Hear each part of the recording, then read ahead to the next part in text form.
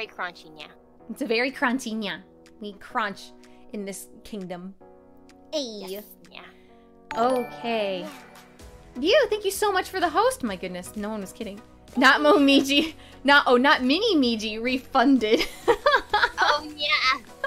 No, it's not Mini Miji, yeah. Oh my goodness. Mini Miji was so cute, though. Thank you, yeah. Super duper cute. Hello, Carfide. Asus is not a queen? Yeah? Momiji is moving, but our eye can't register her awesomeness. I like that. Hello, yeah. Donnie. Hi, hi. Okay.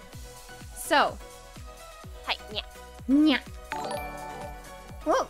Oh, well, I was like gonna say, Kochou Momiji, thank you so much for the host. And I was like, wait, that's you. Nya. Yeah, that's me, yeah. You are still Kochou Momiji. Nya. Junkie Spectre, thank you so much for the host. I'm sure that will come up in just a second. There we go. There it is. So 30 minutes of saying hi to people, pretty much. I was trying to get to the point, and then I was like, you know what? Hello. So. Yeah. Hello, hello. Okay. Hello, yeah. Ooh. Oh. Say that. Oh. Here's.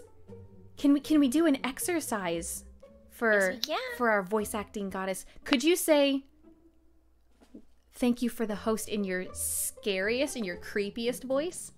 Are you sure you want me to do that? I absolutely want to. Okay. More than anything in the world. And I still have to add an nya at the end, so that will lose any scariness, you know, ever. Yeah, that's fine. Hello. Thank you for coming. Yeah. I love it. It was perfect. It's exactly what I wanted. Hello, Captain Iron Founderson. Hello.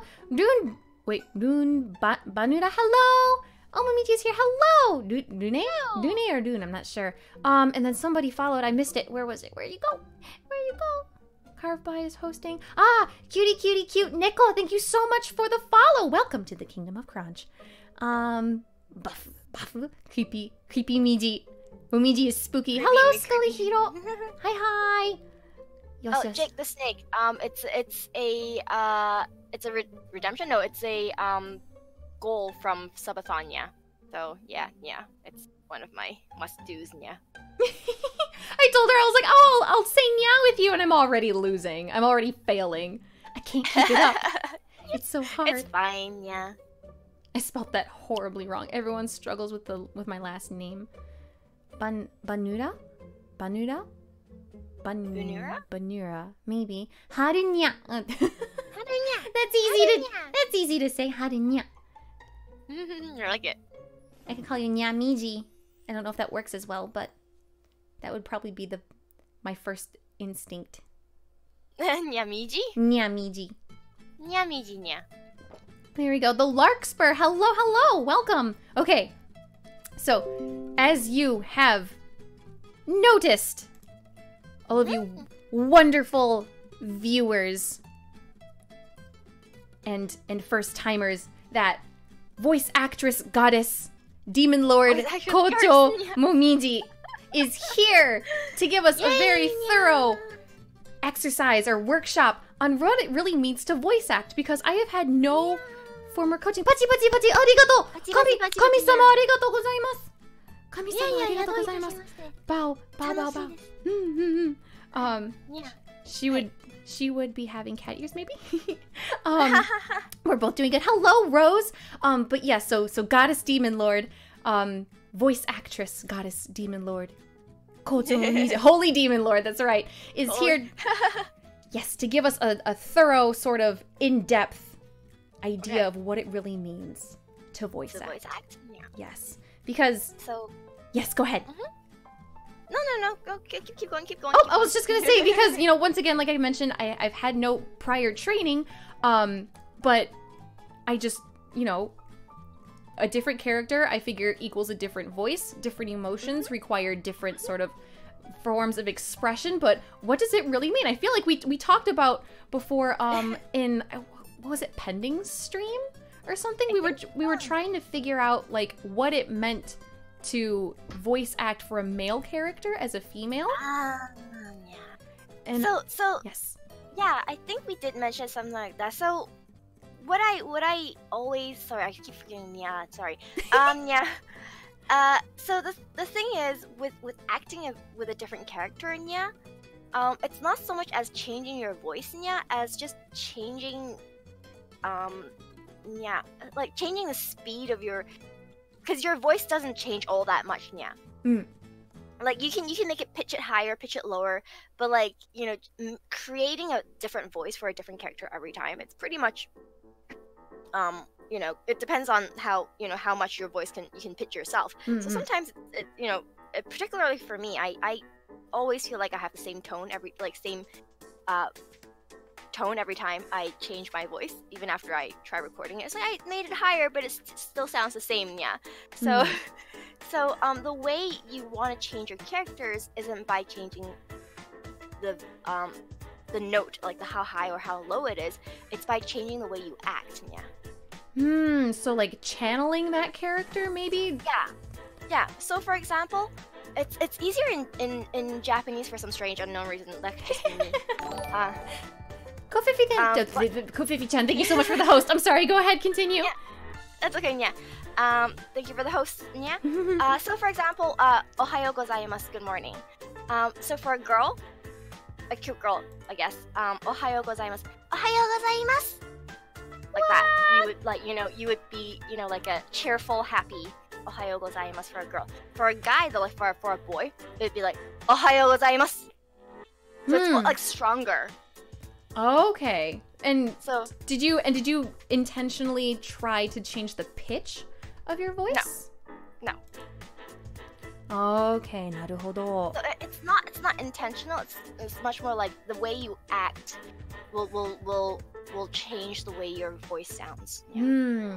And you bring up a good point about that, because that was something in my early not early, maybe like after a good maybe 10 years of doing piano, when we would when we're working on like dynamics and kind of being more expressive with the music, something my teacher would always say is, even just by thinking what you want to execute, you don't even have to put in any extra effort, but just by thinking it, that somehow alters the subtle changes and you get what you're looking for.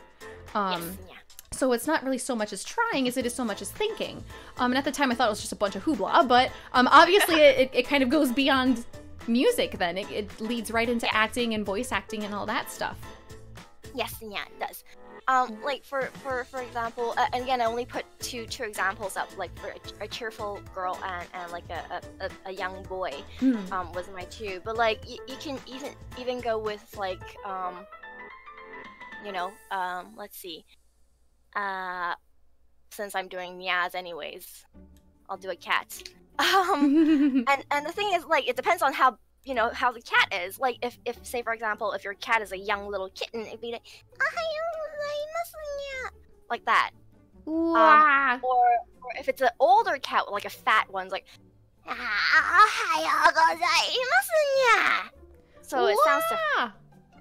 Oh my goodness, no, for sure, absolutely, that sounded different.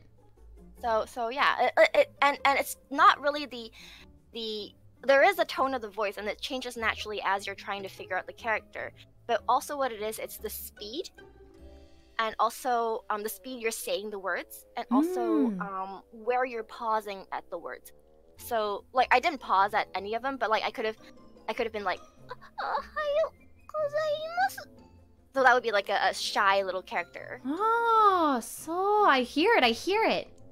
So yeah, so that's how you can make like a different character every time. Wow. It's not by the tone of your voice so much as the way you say things. Yeah. Sugoi! My goodness, I would have never thought of that on my own. I always just thought different voice equals different character. And it would be hard if you play like 100 different characters, though. Yeah. Yeah, I began to notice that at some point in Valhalla. There are just so many characters, and that was the game that I was playing and trying to voice. And at a certain point, I was actually starting to like run out of things to do for the character. Right? I was like my range is only so much. I think it might have gone through like every octave, so I didn't know what to do. Yeah.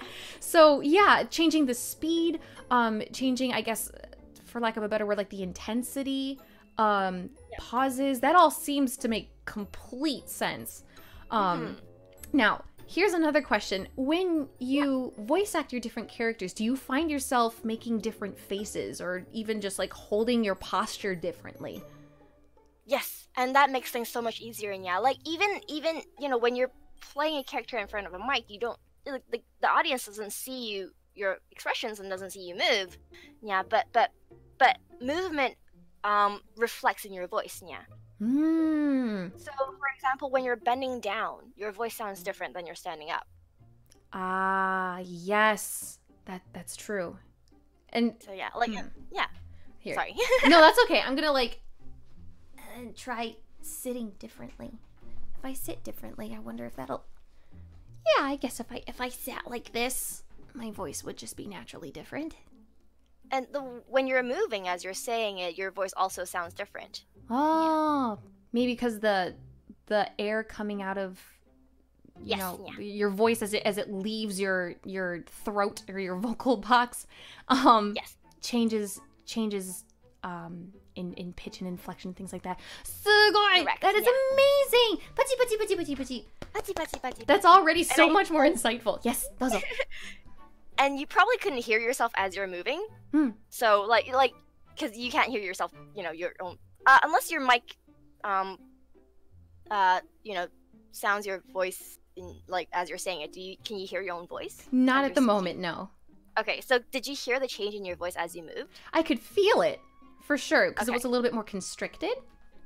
Okay, so I probably am just I don't know what you did, so probably bent down or like moved like and laid down a little bit. I think that's what it sounded like. I brought my knees to so I like sat in like fetal position. I brought my knees to my chest.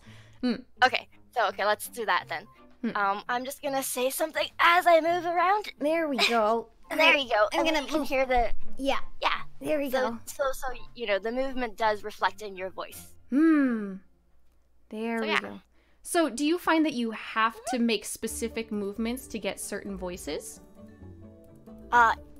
Yes and no, yeah. Once you learn well enough like how your body moves and what your voice sounds like as you move your body, yeah.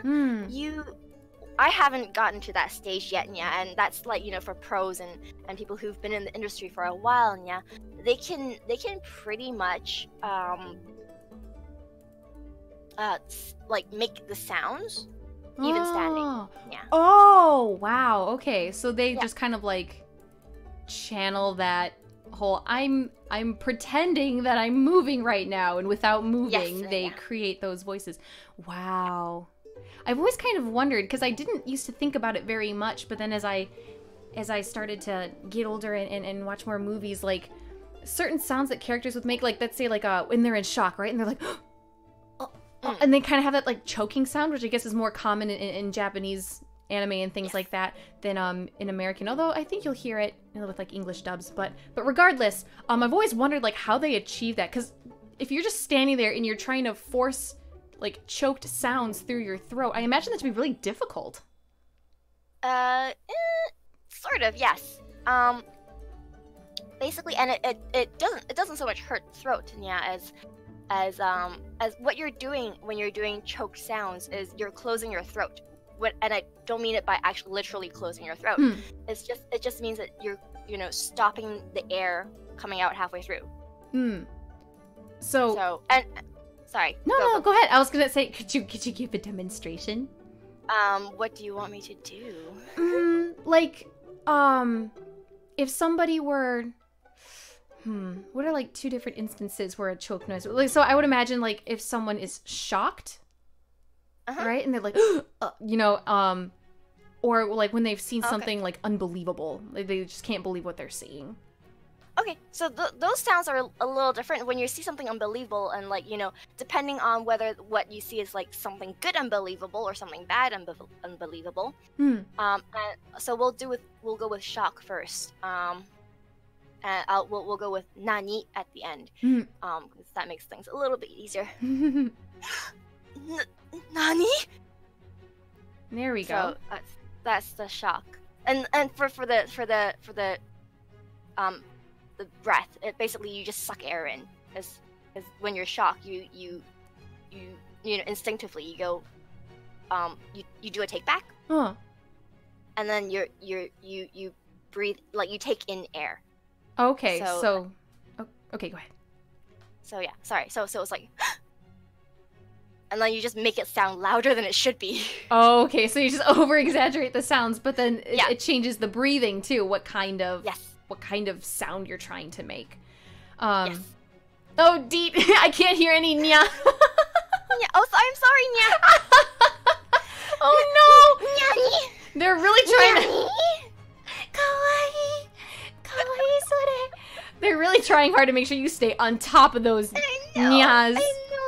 I know, nya. Oh my. Maybe I should like strike a deal with them, nya, and say, okay, for this one, can I stop the nya and I'll add one more day to my nya? Wow, she's being generous here, everyone. She's being generous. Yeah. Oh my nya. Oh my nya. What are you saying, nya? Oh, I guess that's a no, nya. Yeah, that's a no, nya. Oh wait, I hear a sure, why not? Oh. Nyat again. Nyat again. Oh, it sounds good. Pachi pachi pachi. She must replace it with an uwu. What? Ooh, no uwu nya. Okay, never mind. We'll just keep the nyas. I'll try nya. I'll try my hardest nya. Wow, but then you could say one more day and not stream that day. Deet, she wouldn't be so dishonest. No. Okay, fine. Here's the deal, nya. Here's the deal. There's gonna be a Dead by Daylight nya stream coming up, nya, and the idea was sometime this week, nya, but Momiji's voice isn't doing so well lately, nya, so it might change to some other time that is not this week, nya. If that is the case, I will nya during that stream. How's that, nya? Wow! A super generous offer you can't refuse! Everybody say yes! How cute would that be? And if that Dead by Daylight stream, nya, ends up being this week, nya, we will find some other stream that you guys, you know what, nya, we will do another nya stream while I read My Immortal nya, because that's not gonna be this week, nya. Wow, sure. Even better. And still say nya on Dead by Daylight. And still say nya Dead by Daylight. How's that for a deal, nya? Oh okay, that's a yes. There we go. I see one very ecstatic yes. And I see an I'll take it. I see an E. 2 nya for the price of 1. So cute. Konnichiwa, Haru-chan. Genki kai? Konnichiwa. Hello, noob. Genki desu. Especially with Momiji here, because all of her cuteness and her nyas. Even though they'll be postponed. But they were still cute. And I love everything about it. Okay. Counter offer, never stop saying nya. I refuse nya. She used the nya to destroy the nya. Destroy the nya. Hello, Nimoko-san. So I'm taking that as a yes. Yes. I'm taking that as a yes. Okay, good. You can relax your nyas. I can relax my nyas. All right, good. All Yay, puchi puchi puchi. So another quick question, if I may. Maybe this isn't very quick. Maybe this will be long-winded. But so okay. when you started all of this, first, did you have any prior experience? And absolutely not. Absolutely not. Okay. And then secondly, what were some of your earliest do's and don'ts that you kind of had to learn very quickly to adapt and change? Whoa! Sorry! Ooh. Mitchell Patterson, thank you so much for the raid! Putty putty putty, welcome Crunchlets! A Patterson raid to a crunchy stream. See, now you can't stop! It'll appear occasionally, Nia. Thank you so much. Thank you so much, Mitchell. I hope you had a wonderful stream. I think you were streaming Castlevania, right? I think. Did that go well? I hope it went well. I like Castlevania. So I think yeah, it's also Mitchell Patterson's favorite game, I believe. Oh, good. Yay! So, yeah. I watched some of his VODs, so yeah. Oh, that's wonderful. Yeah, yes it did. It was Vampire Killer, and I beat it. Oh, great! Ooh, fantastic! Yay! Putty. Yay! All right. So yes, I'm so sorry. So All back to the question. So you answered that you had no prior experience. But what were your earliest kind of, what were you doing well? What had to change almost immediately? First of all, I never realized how much you have to use your body when you're acting. Even though you're standing, like when you're voice acting, even though you're standing still, you use a lot of energy. When acting, when voice acting, you try, like, at first I would be moving my body because I didn't know how to make the sounds. So like bending down, running, lifting things, like pretending you're playing tennis while you're saying words. So I would be like just moving around, running around, and doing a lot of that. And also and to do that, you have to do a lot of muscle training. So that's one of the things we did in class, actually. So sit-ups, push-ups, lift-ups, and that sort of thing would all be done in class. And in addition to all the muscle training, there's also stretching.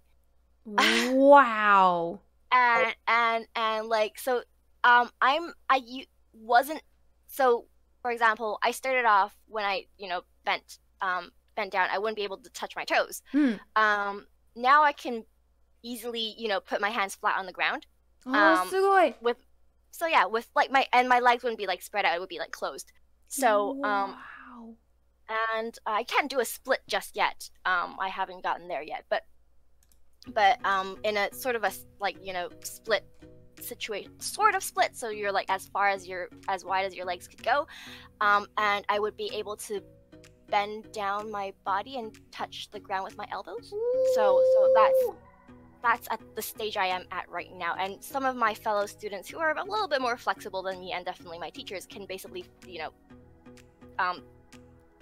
like lie flat on the ground with their legs at a split angle. So yeah. Oh my goodness. Now, so what exactly is the point of that? Is it just for so you have the ability to do all these sorts of different postures that will improve voice acting, or what? Yes. So the whole thing with voice acting, though, is you have to understand that the voice doesn't just come from your throat and doesn't just come from your vocal cords. In actual fact, you don't try to put emphasis, or like you don't try to stress your vocal cords, because that is very tiring on the voice. So the idea is the vocal cord is just a way for air to pass through, and and that's what it is. So it passes through your vocal cords and it shakes. So that's how voices, like that's how sound comes out. But you don't put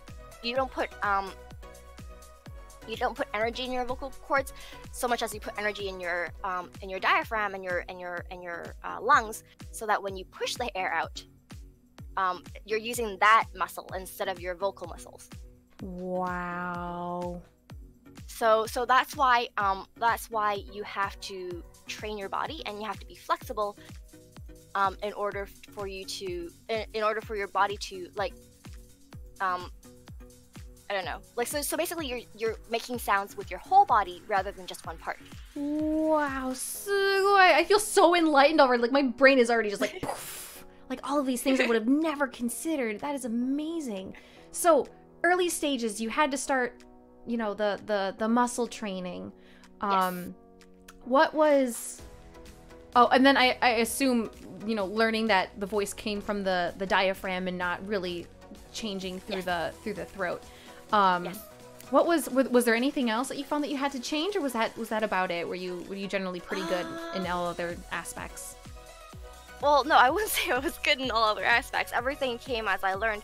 Another thing I learned early on, but whether or not I'm able to do it is another matter altogether, is that you can't be serious when acting. You can or can't? Cannot. You cannot be serious while acting. Yes. So you have to have. So I mean, like, you can play a serious character, but the whole idea of acting is it's playing, basically. You're not being yourself. And you can't act well when you're, first of all, when you're nervous and when you're trying to, I must do this well. and I think I've said it to Asu once. Oh, probably not on stream, but the idea of you know, that on stage, when you're performing on stage, I have to get this right. I have to do this well, and nervousness and like, you know, that sort of feeling shouldn't exist on stage. The only reason they're there is because of your pride, and you don't need pride when you're acting. Is what I learned. Oh my goodness. The whole idea is it's as embarrassing as it sounds. Sometimes you have to make a fool of yourself when you're acting. You have to be like, you know, the stupid character or the crazy character, and where does pride come in that? You know, right? I mean, you can be prideful as an actor, but when you're acting, you don't need that. That actually makes a whole lot of sense. When I was in choir, we would sometimes, and it wasn't show choir, so it's not like we were singing and dancing all of the time, but sometimes we would have to do certain like small choreographies, and there were always, you know, and this was like in elementary school, right? So it's like doing these cute little things for like the kids to look cute on stage, right? Right. But we would always get, you know, those handful of kids that like just didn't want, I mean, they'd do it, but it was like, you know, really, really kind of unenthused, and they, you know, definitely looked like they were forced.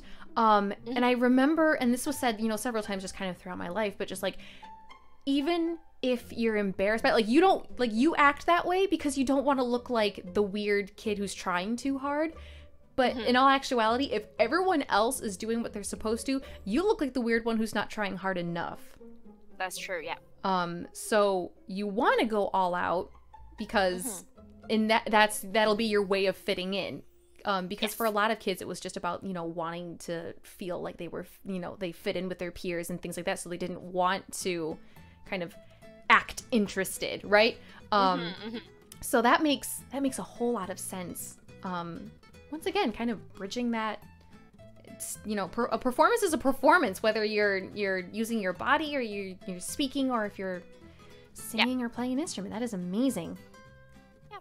Wow. And it's just in performance in general. That's the whole thing, I believe. The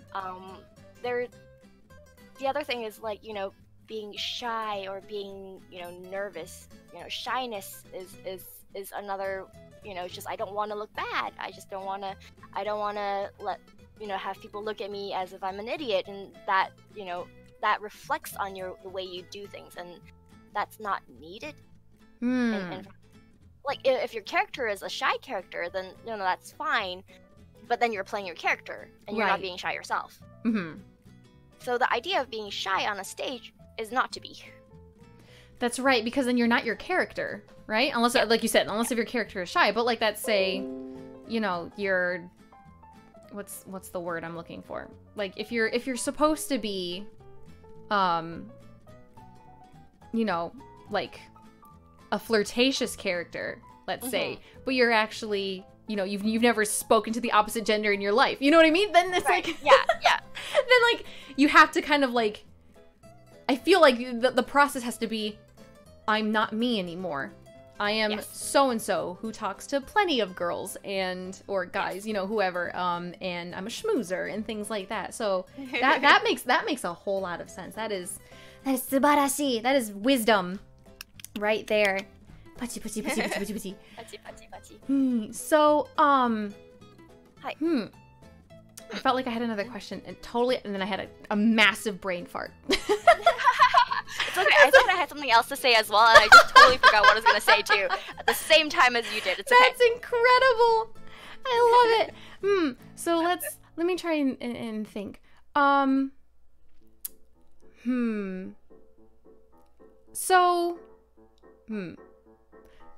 Okay, here's a totally different, probably. Oh, wait, no. Yeah. Wait, we talked about shyness. That was done. Okay, all right. All right, then I've got it. So, how much of your training applies to your streams? How much does my training apply to my streams? I'm pretty much myself in my streams. There is no extraness into it. I mean, chat pretty much decided all my lore. I like that. There was no Momiji thinking of her lore, so I must be this sort of character, and you know I have to do this. No, chat pretty much decided everything for me. That's amazing. So I have no say in it. That's right. You had no expectations to live up to. They built around you, and now you are here. I have no expectations, and I have no say in whatever happens to me. So then it must be kind of refreshing then to like go and do all of this training for just being to be able to become somebody else, and then come back and sit down and be like, right now I am just Momiji, and you know, I can just be myself, and I don't have to kind of be another character for another hour or so when you stream. There's a little bit of that, but also the interesting thing, sorry, blah blah blah. Interesting thing about acting is you have to know yourself well in order to act. If you don't know yourself, you can't play a character. For example, let's see. I know. Let's see. I know I love cats. So what if I were to play? You know, if I see a cat, this is what I would do. Is like I would, you know, even if it's, for example, a stray cat. If I see a stray cat, what would I do? I would probably stop, look at it, and try and, you know, attract its attention to me. Like, yeah, or like, here, kitty, kitty, that sort of thing. That's what I would do. And I would probably, you know, kneel down or bend down to its level. So that's what I would do when I see a stray cat. But what if I was a character who hated cats? So I wouldn't do any of that. Or what if I was a character who also liked cats, but I was I like cats, but cats don't like me.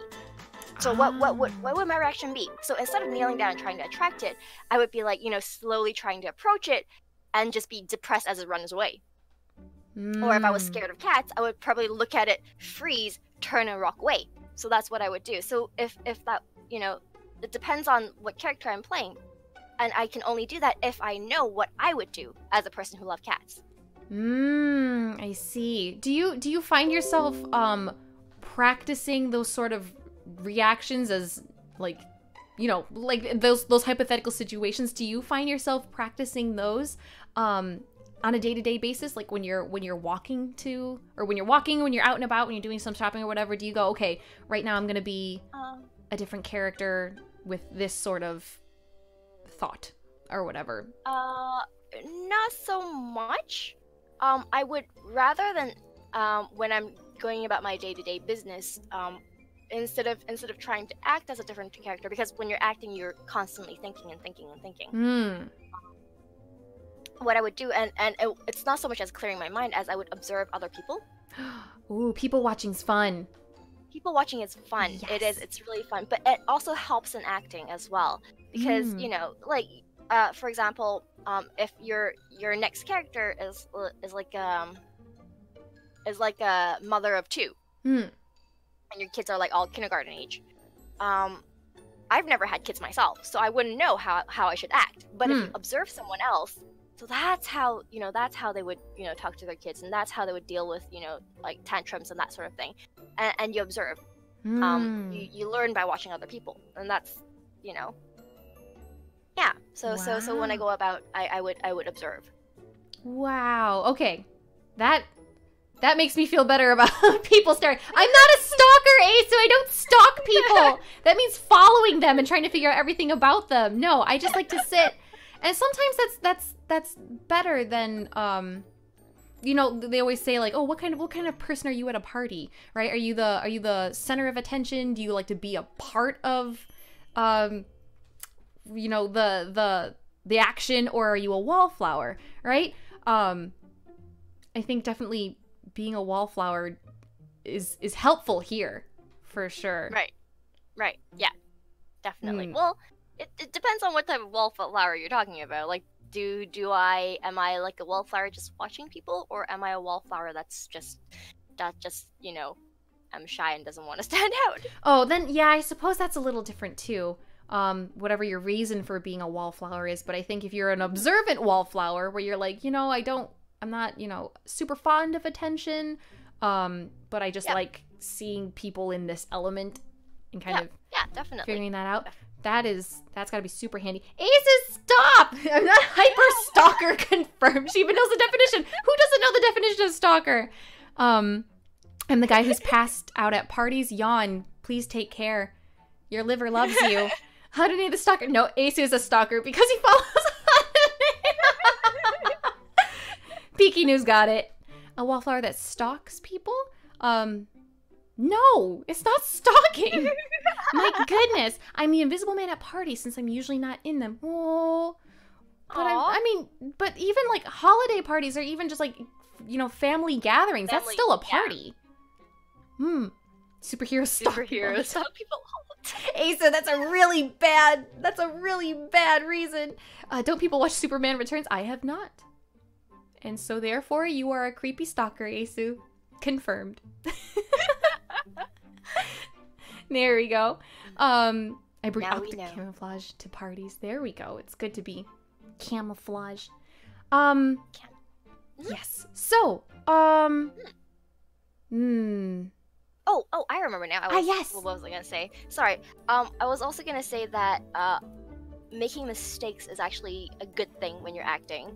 You know, obviously, you know, not when you're in front of an audience, because you know the reason you make mistakes is you're trying things out.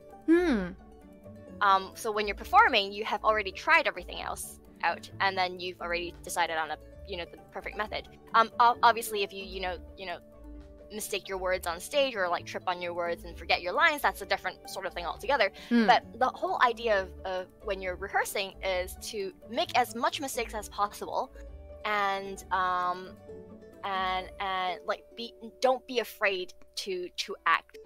Don't be afraid to try things out, whether it works out or not. If it doesn't, then leave it to the side and try something else. So mistakes are okay. So don't be afraid to make mistakes. Now, maybe this is a silly question, but what do you exactly mean by mistakes? Because like you said, like getting your lines wrong or like forgetting them completely or tripping on your words, it's something else. But right. in the spirit of trying different things, what does it mean to make a mistake? So for example, let's say, and that goes for, it's easier to explain when you're talking about theater instead of voice acting. So let's talk about theater. Okay. So for example, if my character is a little girl who sells flowers, flower girl basically. So, and I only have say one line. Would you like a flower? So I can stand here doing nothing, just holding my flower and just shouting around, going, "Would you like a flower? Would you like a flower?" Or I could, like, if I want to, and that's the most. So your line, you're just saying your line, you're standing there. Probably not what you're gonna do when you're on stage because you do want to move around. So I could, there's not so much as a mistake as like different ways of doing things, because everybody acts differently. If you give the flower girl role to 100 different people, 100 different people would act differently. Yes, I definitely believe that. So would I be the desperate flower girl who just who really needs the money? Would I just beg people desperately to have their flower sold? So I'd run up to them and just maybe like even grab their clothes. Please buy a flower. Would you like a flower? Or if I'm just a cheerful little girl who wants to sell flowers, and like make people happy, I would just walk up to them, like run up to them, or would you like a flower? Like happily smile at them. Or if and like now it doesn't there's, and because my flower girl at this moment has no setting, what kind of world am I in? Why am I selling flowers? What is this scene talking about? Why is this girl selling flowers? And like she might not be the main character, so why is she selling flowers while the other characters, what are they doing? So that that's completely not taken into account. I'm just talking about the flower girl right now. So would she be like, she's so hungry, she's weak, and she has to sell flowers, so she would probably say her lines weakly, and like she probably wouldn't move around much because she doesn't have the energy. She's like, please buy a flower, or would you like a flower? You know, that sort of thing. Right. But how when I say whether or not I make a mistake, there's no such thing as mistakes, but and this is where the worldview comes in. This is where the scene is going comes in. You know, if for example, you know, the whole story is about this flower girl who just wants to brighten everybody's lives. Who just wants to brighten the lives of everyone just by selling flowers. She wouldn't be like a desperate, you know, grab your cloak, I'm desperate for you to give me some money character. So that's what I mean by mistakes, but you have to try it to know. Okay, so it's more like, did you portray this character fitting her role in this world? Exactly. Okay, I see. Naruhodo. So, makes sense. Have you, so I'm thinking of how to phrase this next question. So I'm assuming, so you receive your script, right? And I'm assuming that you have a chance to look over it before rehearsals begin. So hopefully at that point you've read through your script, and does it include everyone else's and like the setting and things like that? Like, do you get a chance to kind of look at this and be like, okay, so this is my character's you know, place in this world. I've decided this is how I'm going to portray her. Or do you really kind of decide that as you go during rehearsals? Or there's a little bit of both. Because during rehearsals you see everybody else's acting. And so you can match it to them, or like you can sort of tweak your character so that it harmonizes with everybody else's. Unless your character is like the strangest one in the lot, and like you're supposed to stand out as a strange character, and that's a little different altogether. But for example, if your character is like this, the eldest sister of 3, so you would tweak your acting just a little to match your little sisters. So that, you know, it'll feel like that you've been a family for the whole time, instead of, oh, I've just met you guys and I'm just acting on my own. Right. That sort of thing. So that changes things a little bit. Of course, you can still act the way you want it to. You want to, but you also have to keep in mind what the other characters are doing as you're doing things. So if say for example, you're saying a line, and your little sister is trying to, you know, lift some heavy object, would you just ignore them and say your lines? Probably not. If you're the older sister, you'd probably help them out. Right. You know, like depending on your character. If you're like the sister, like the evil stepsister who hates, you know, your 2 little sisters, you'd probably watch them and like, you know, grin and like, ha, you suffer as you're saying your lines.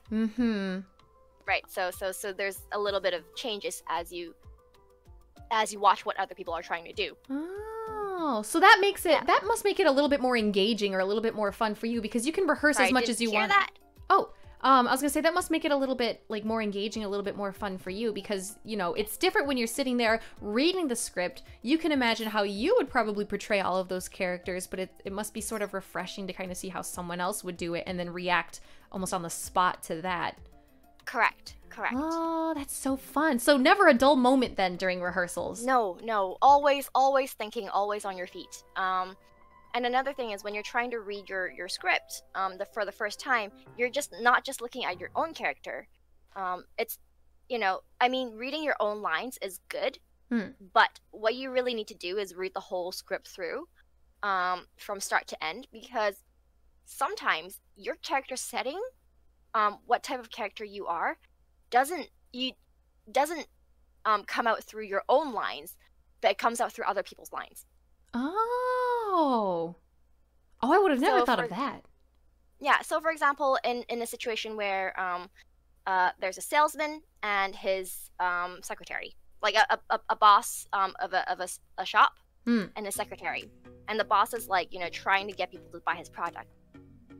So he would be like, okay, I've been putting flyers up, nobody's coming, and then your secretary would be like, you are such a lazy person. That's why nobody's ever coming. You just don't put in enough effort. So you know that this character is lazy. Oh, okay. Because you don't, you know, as the character yourself, you don't know that you're lazy. Right, because you're thinking that you're working really hard, right? Yeah. Yeah. So, but your secretary says that you're such a lazy person. So now you know that this character, myself, is a lazy person. Oh, and then that would probably also change how you deliver certain lines and. Wow, すごい. So you can't only read your own lines. That's super important. I'm sorry, I'm looking at chat as well. It says, as voice actors, how do you feel about viewers saying that dub anime voice actors suck? Do you watch a lot of dub, Momiji? I don't. That's the thing. Oh, okay. All right. I tend to watch things in the original mostly because I'm trying to learn Japanese. Right, and that would make sense. In my experience, because before I even knew that it was possible to watch anime in its original language, I was, watching dub. And because I didn't know anything else, really dub didn't change it for me. I could kind of tell it was a little bit off because somehow, and I don't know if it's just because they never bothered to like match the lip flap with the language or something, but like sometimes their inflections sound abnormal. Like I could definitely hear the difference. Like even if I had never seen the anime before and and I was blindfolded, you could probably play me a clip from an American made cartoon and then a clip from a dubbed anime, and just by how their lines are delivered, I feel like I'd be able to tell the difference. Yes. Probably. And I don't know if that's, I mean, if you had asked me, as I, once I learned that we could watch anime in Japanese, I think if you had asked me at that time, I would have been like, English is terrible for anime, like, watch it in its original language, it's awful. But now that, I've been doing kind of more voice acting just for fun, and by voice acting, I really just mean, like, for streaming, right? Like, I don't make this my profession, I don't, brag to be anything close to an expert, but, I definitely do have a lot more respect for dub voice actors because I think there's a lot that they have to do for these English equivalent of Japanese characters versus a voice actor who's doing just an English English as the original language character. I feel like they're trying to compensate for something, and I don't know if it's in the directing or if it's like I said, maybe they never bothered to like adjust the lip flaps, so they kind of have to like pace their words to kind of match something. I'm not quite sure what the process is, but some people really love the dub. Some people really love dub, and it's because of the it's because of how they execute it. And so, I think it's just a matter of preference. I don't know. I mean, if people say, English dub sucks, well, then they're entitled to their own opinion. But I just have a lot more respect for them now than I definitely did when I first discovered, English sub. I think the thing is, first of all, there's a few things why English why dubbing an anime feels so different than an American-made anime or cartoon. First of all, is with a dub, you already have the complete product, and you have to match the lip flaps and everything. That's true. That's one major thing, and that means the way you voice things or the way you say things are different. So you might have to slow some things down and, speed some things up depending on what is said. And, there's that. And I've definitely tried my hand at not dubbing anime, but like dubbing English dramas to Japanese. So that's there's actually part of the job as a voice actor. You have to do dubs. So that there is that issue. Another thing is American cartoons. What they do is they already have the script. So the actors are given the script first, and they say the lines several different ways. So you basically say, for example, you get one line and you have to act it like 3 or 4 times, act it out 3 or 4 times, and then the creators, the producers choose which line to use, and they draw to match. Ah, so the process itself is different depending on what Correct. you're doing. Okay, Correct. so the mouth shapes happen after the voices are said or the lines are said in English, but then when it's dubbed, you're working with something that's already been lip Yes, flapped. that's already there. Ooh, So, yeah. so that is much harder. Now in Japanese anime, it's a little different. I wouldn't say completely different. You still have, you know, like your obviously your script is still there. And it depends on the how at what stage the completion of your the project is. Most of the time you'll get, you know, rough drawings, rough sketches of you know, movement things. You know, your character wouldn't be completely you know, drawn, but it would still be there, and like, you know, you wouldn't see the mouth moving, but like you'd probably see your name pop up, like your character's name pop up on screen, and that's when you have to speak, and it'll disappear when you have to stop speaking. Oh. So everything, like the timing is already decided for you. Oh wow. Okay. That's different. So the timing, that's different. The timing has been decided for you. The character's movements have also already been decided for you. So like, so you might not see the full character, but like, you know, you'd see like this a rough animation of it sitting down, or like, you know, standing up as you're saying the line, or like you'll see the back of the head of the character, and that means like, you know, he's facing another direction while you're talking. So you'll see all that. So everything's, you know, your movements, everything else has been decided.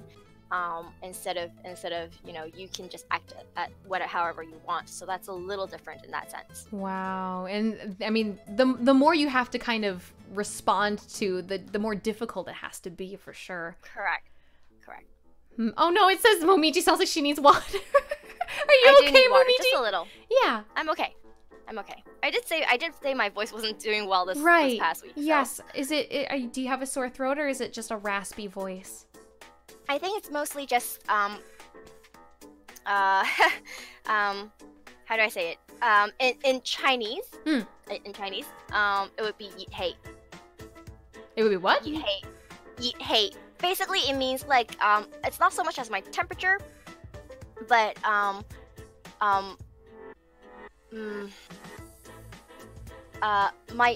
guess my inner energy, I guess you would call it, is on the hot side.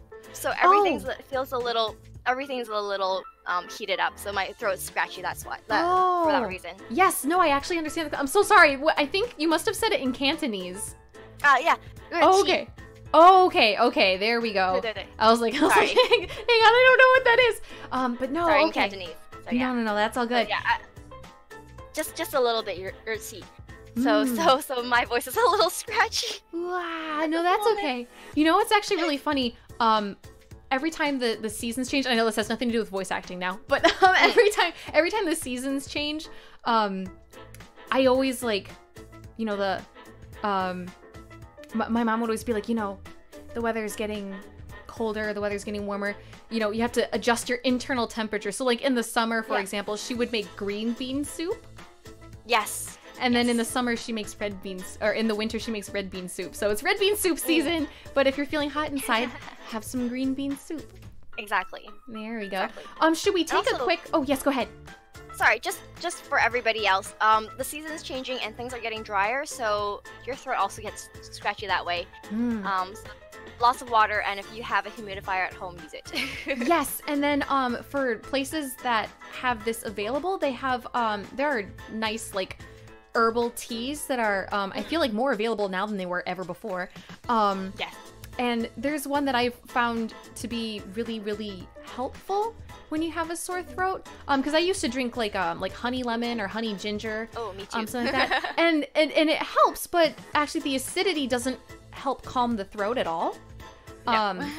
So I found this tea, and I don't know if it would help to say the brand, but I think it's called like Herbal Remedies or something like that, or Herbal Medleys or something like that. But the brand is called Throat Coat, or not the brand, but the type of tea.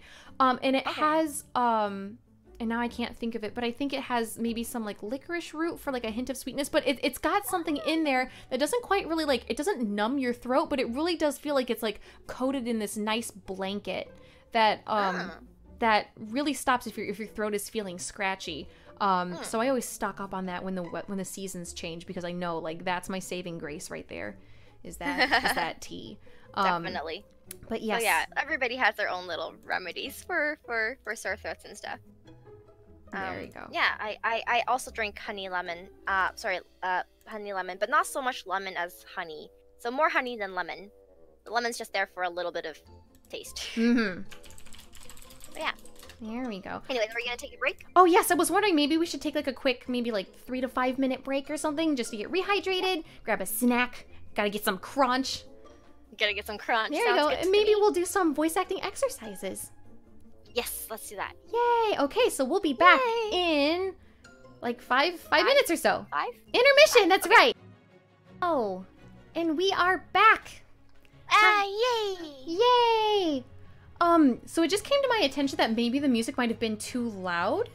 I hope that's not the case. I kind of just been like watching the audio bar and it doesn't seem too bad, but I could be wrong. So please, if the music's been a little loud, let me know. I can turn it down. That's not a problem. And I'm gonna have to see a chiropractor really quick. Let's see. Boop. There we go. Oh, don't do that. It's fine. There we go. Oh, good. Okay, the music seems fine. Yes. That's good news. Okay. Yay. It was finding your side. Fantastic. Because the last thing I want to do is drown out your perfection. With all this voice acting. It would not be fair. Okay. Hello, welcome back, everybody. Hey, crunch the spine back in place. That's right. Oof. There you go. Stretches also help. Oh, I bet. And I bet that like probably really helps just overall posture too, doesn't it? It does. I've been told by my teacher that my posture is really good lately, so I'm happy. Oh yay! Putty. It's like small things like that, and you're like, little victories. You're like, Yeah, yes, exactly. Better posture. Better posture, and you're less tired on a day-to-day basis, because most of the time, if you have bad posture, and that's just completely random from voice acting, but bad standing posture, bad sitting posture puts a lot of pressure on your hips and on your waist. So that's why sometimes people get back pains and like pains around the hip and lower back level. And that's a lot of people actually. When most people That's a lot of people. Yeah, when most people complain about pain, it's always the lower back. So the way they're sitting, first of all, the way they're standing. Also, I know a lot of people like to do this, and I used to, is cross your legs when you sit. Oh. Like have one leg over the other. Yeah. A lot of people like to do that, but it's actually really, really bad on your posture and really bad on your hips. I heard it also like misaligns your spine or something like that. Like I've heard some like really bad stuff about crossing your legs, so I've actually tried to make it a point to like not do that lately. And I can even feel it sometimes where I'm just like, wow, I'm like suddenly very, like sore, and all I've done is cross my legs. Like, what's happening? Yeah. So yeah, lately, well, not lately. It's I've been doing this for the past quite a few years. Is I just consciously try not to cross my legs, and it's to the point where crossing my legs seems unnatural to me now. Oh wow, good for you. You're gonna have the best posture on the planet. So when I cross my legs, I'd be like, in the past, it'd be like, no. I'd tell myself, no, I can't cross my legs. So I just put both hands on my lap and just push my legs down like in a normal, normal posture, and that helps a lot. There we go.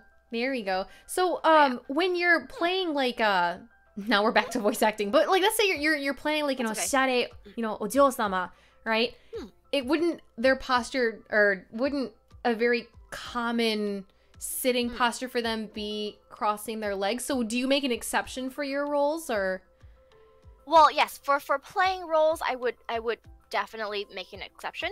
But instead of crossing your legs, if you're an ojo-sama, what you can do, and I, and especially for additions, that's what I do anyways, is instead of crossing your legs, you sort of slant your legs when you're sitting. Oh. So it's like to an angle. Ah.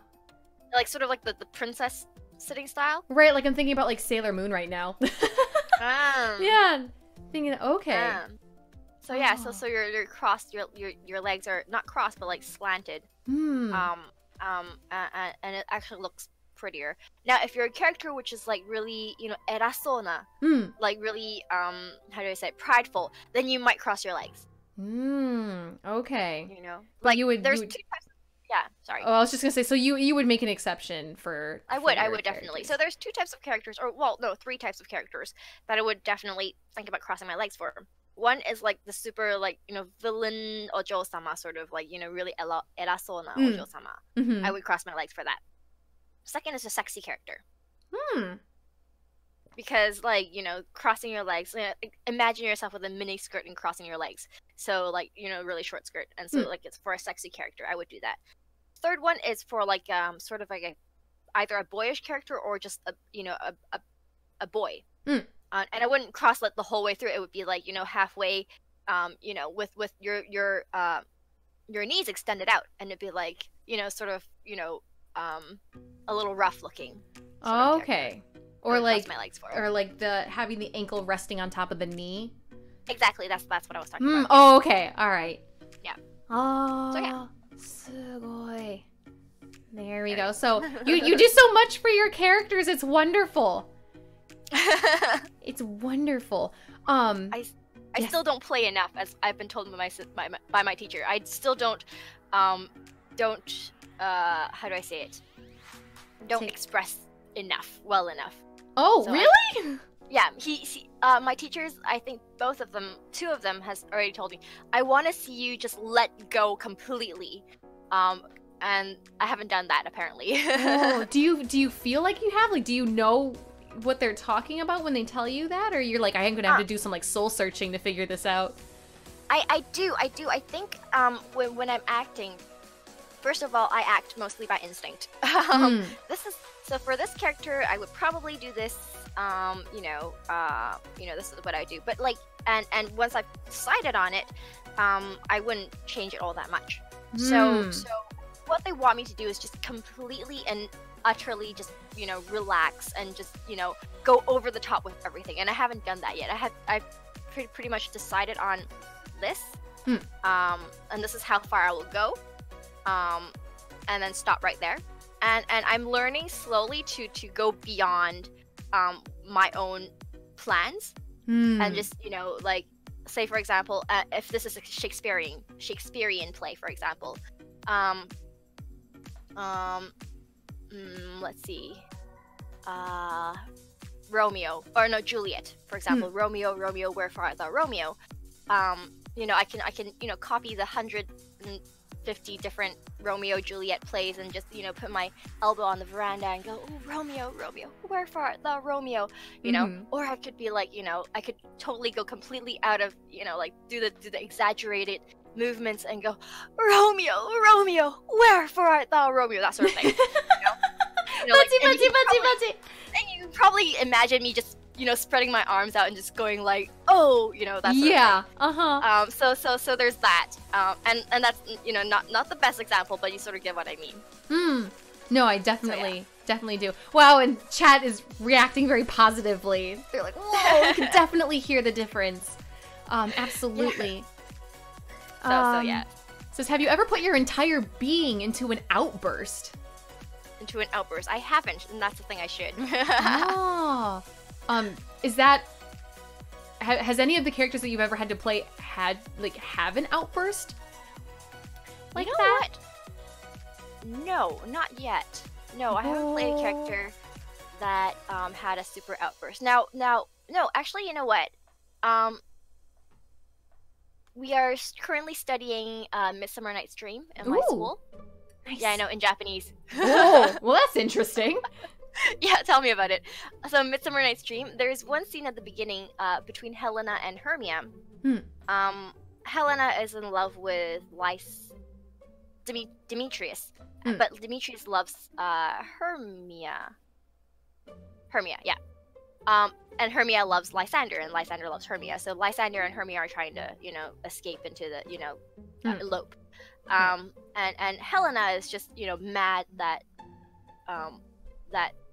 Helena is mad at Hermia because, Hermia has the love of the person that she loves. So at the end of their conversation, between Hermia and Helena, Hermia leaves with Lysander, and then Helena goes into like this depressive state of saying, oh, why is it that she has the love of the person I want, and why is it that I'm as beautiful as she is, but why does he not see it? And like, she breaks into tears and cries. Aww. So that's one of the scenes that I've had to do in class, and that was interesting. How do you feel it went? Did it make you uncomfortable? Oh no! I can break into tears anytime. Ooh, sugoi. Sugoi. That's a skill.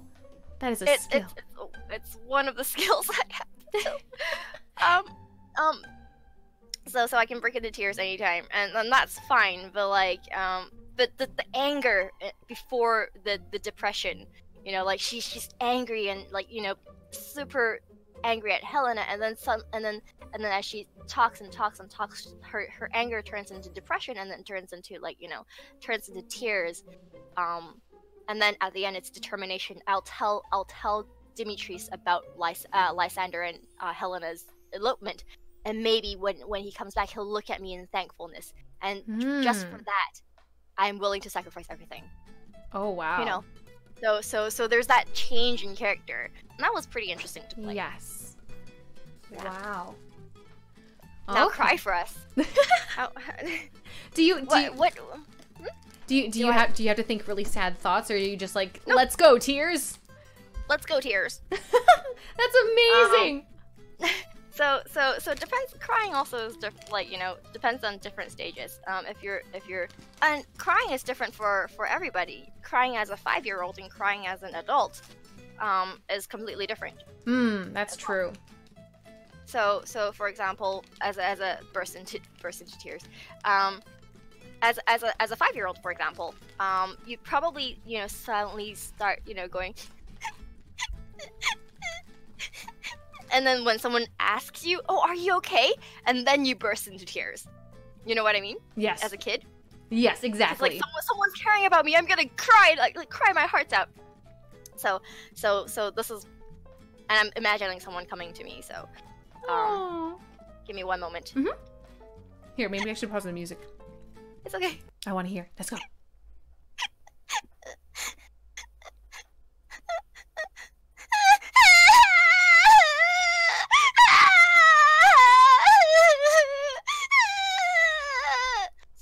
Whoa! Pachi! That would have convinced me in a heartbeat! Sugoi! Pachi! Oh man, tears in chat! They want to comfort this little Momiji? So, and for an adult, that's different. Like, as an adult, you don't really care whether or not, someone's caring about you. Well, no, if you're gonna cry as an adult, it depends on the situation as well, but just normal crying? As an adult, here. Ooh, let me pause. Sorry. Okay.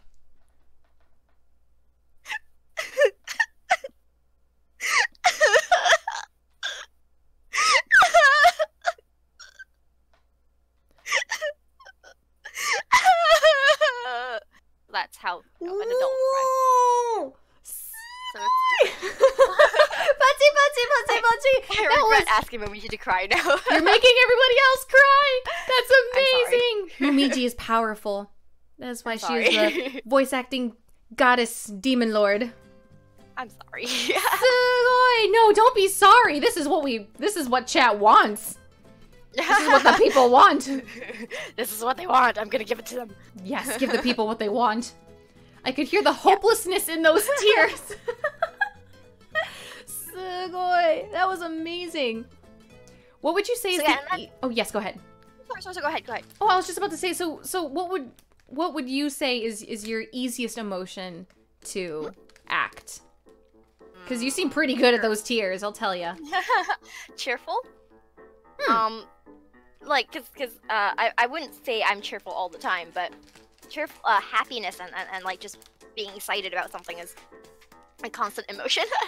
Well, that's good though. I'm a disgustingly positive person. Oh no, I guess. Oh, you've been told. I've been told. That's adorable. That's what makes Momiji Momiji. Yeah, and believe it or not, I am a morning person, so that doubles the disgustingness apparently. Oh, for sure. Like you said, morning person. So yeah. Oh my goodness. Sorry. No, that's hilarious. But yeah. It was like super happy and then even super happy in the morning, which is like when most people are the angriest. So that is amazing. Momiji is just perfection. Oh. So like Makes me happy. Yeah, and with crying like that, you know, the second time that I cried as an adult is again, you know, just desperate tears coming out of my face, sort of emotion. But there's also like different types of crying. Say like, you know, someone who's trying to hold in their tears. But you know, like, you know, there's that sort of crying, and then there's like the just breaking down and just screaming at the heavens sort of crying. The ugly cry. There's all sorts. The ugly cry. The ugly cry. So yeah, so there's all sorts. So. Wow. So for this second half or the second portion of our stream, I wonder, would it be possible if maybe you could tell us or share a little bit about like what you've noticed most early voice actors do that maybe isn't so great? And I know you probably have listed some already, just from like things that you've noticed from your own voice acting very early on. Right. But yeah, maybe. Oh, I'm sorry. Yeah, maybe what is, you know, most common but not really the best, and then what to do to fix that. That's hard. And that's from being on scene. That's what I've noticed. It's not so much as they're acting as, say for example, standing with one hip cocked while you're acting, while you're saying your lines. That sort of stops your voice from projecting as well as it should. So you should stand, you know, like, you know, neutrally. I mean, if you have to move around, that's fine to make the sounds, but you know, to be able to project your voice, you have to have, you know, the support from your lower body, from your diaphragm and hips and that sort of thing. So like, you know, standing with one hip cocked and, you know, your shoulder sort of slanted doesn't really help with your voice. I've noticed that about some of my classmates, you know, when they're just you know, holding the script and waiting, just acting casually, they would do that, and then their posture doesn't change back when they start acting. So oof. So yeah, so you're just like, there was no difference there. Yeah. Do they generally get critiqued on that almost immediately? Are they like, hey, change your posture or something? No, not yet, but like it's something that they should know. So that's the thing, though. It's something that they should know. And like, if you can't do it, you know, properly, then, you know, the teacher's not going to say it anymore. You just have to notice it yourself. They've said it 100 million times in class. So tough like, love. If you're not listening to me, then, you know, that sort of thing. Wow. Another thing is, I noticed that people don't act as exaggerated as they should. With voice acting, especially with voice acting, you only have your voice. That's right. So nobody sees anything but, like, hears or sees anything but your voice. So if you don't over exaggerate, people can't hear what's happening. Right. So it's no longer about like the subtleties of like body language and things like that. It's all through your voice. So you've got to like put it all on the table, sort of thing. Yeah. So what you expect, your say for example, normally, if you say this line, you're at like a 5, but in order for it to translate to a voice, through like, you know, the listener, but just by your voice, you have to go up to a level 10, you know, in energy and stuff. I believe that. So I do believe that. So what do you find easier to do? Do you find it easier to do like stage acting or voice acting? Ooh, stage acting is definitely easier because you are moving, and it's easier to imagine things happening as you're moving. You know, like because everybody is also moving along with you, so you basically you can see what's happening and you can react to what's happening. With voice acting, you have to imagine everything in your head. So I'm doing this. You know, I'm standing still, but like I have to imagine myself, you know, sitting down, or have to imagine myself running towards the person. Or like shouting at them from across the river or whatever. It all has to be in your own imagination. Whereas in stage acting, it's all there. You can all see it. Right, it becomes a reality, so it's easier to... It becomes a reality, exactly. Wow. What do you find that you enjoy doing more? I like both, but I do enjoy stage acting a little bit more. Voice acting is fun. It's enjoyable, and it's a good test on your skills. But I prefer moving around. And that's fair, because then you have the aid of the environment, right? And, and that just makes it that much easier. Yeah. Oh, also another thing I noticed about voice acting. Wait, I forgot. Never mind. It just flew out of my mind. Oh no! That's happened so often this evening. Or I guess this morning for you. Oops. Yeah, I know. Give me 1 second. Just give me 1 second. What was I gonna say? I'm gonna take a bite out of my burger. Definitely. Do not hesitate. We were talking something along the lines of overacting. And can't remember what my thought was again. It'll come back at some point. It's fine.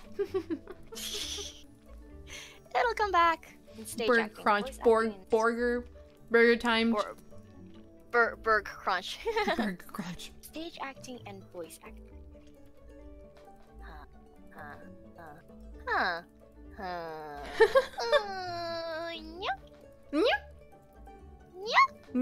can't remember.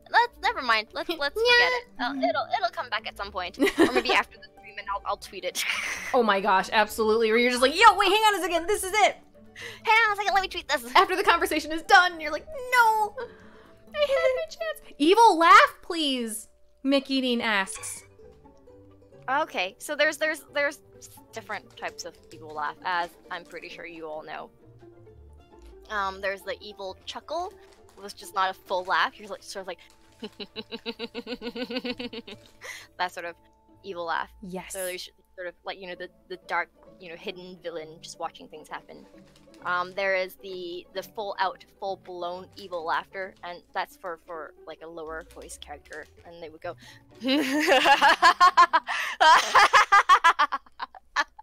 that sort of thing. Whoa. And then of course there's the high pitched, you know, like the and probably just gonna turn down my mic just a little bit. The evil laugh of, you know, like a witch, or like someone, you know, a woman basically.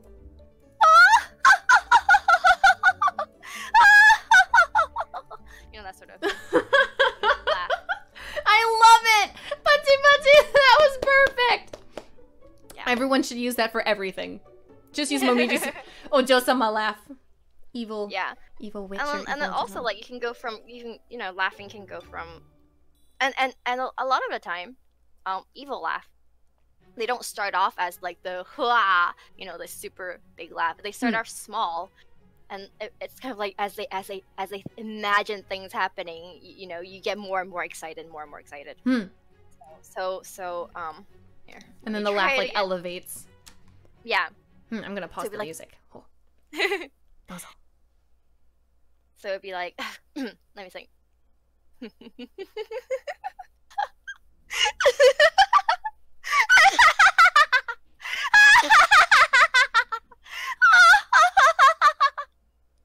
Whoa, Pachi! Pachi, more Pachis in the chat! Wow! Sugoi! So it's like slowly elevating until you're like full-blown laughter of evilness, whatever. Oh my goodness. That is amazing! Nervous laughter. I like that. Nervous laugh. I like that! That's super cute too. My goodness. Like, the thing is, with nervous laugh, you're not actually laughing. You're just pretending to laugh. Right, so you're forcing just air kind of out of your mouth. You're like, ha, ha, ha, ha. Yeah. Right. My screen froze just when she started. I came back when she ended. It was planned. Oh, according to Keikaku. It was planned. Fantastic. It was all planned. So, I'm sorry. no, that's okay. So hey, some people actually do laugh when nervous. Oh yeah, for sure. But it's like, then is it nervous laughter? Like they're nervous so they pretend to laugh? Or is it they're so nervous that they just burst into a fit of giggles? Because I feel like that's different. Yeah. Right? So like there's the nervous like sort of laugh, or like the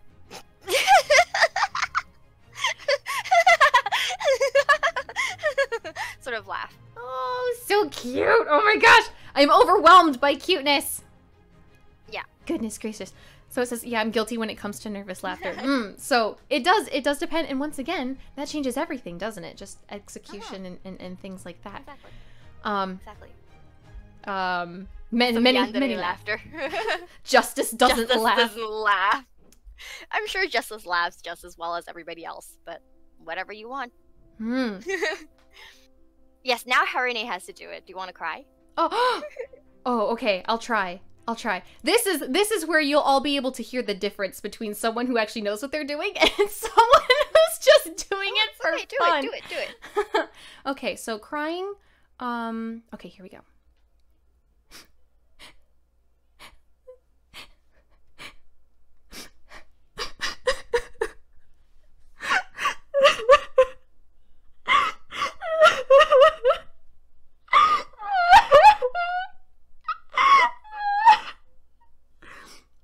Okay. Well done. I think that's all I've got there. No, But- well done. Ah, arigato. So if let's say you were a coach, what would you tell me to change?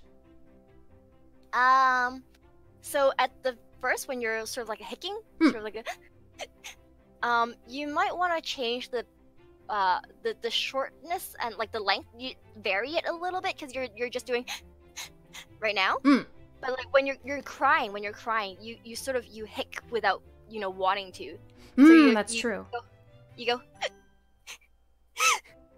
Oh, so like in varying degrees of intensity. Yeah. That's So because true. sometimes you don't want to cry, right? At first you don't want to cry. Right. So you're holding it in. That's why you're hicking. Oh. So and the reason for that is you're trying to take breaths in as you're crying, but like sometimes your breath is short and sometimes it's long. So Right. and then as your tension builds, you start the actual crying.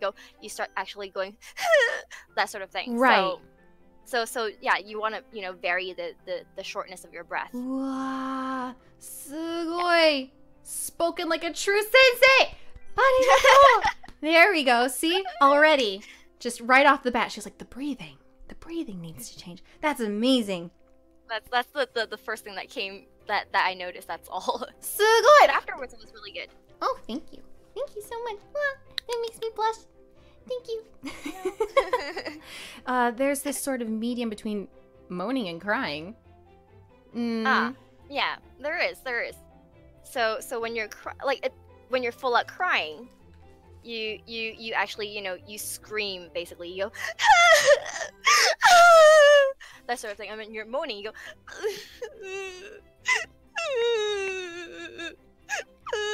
So you sort of hold it in differently.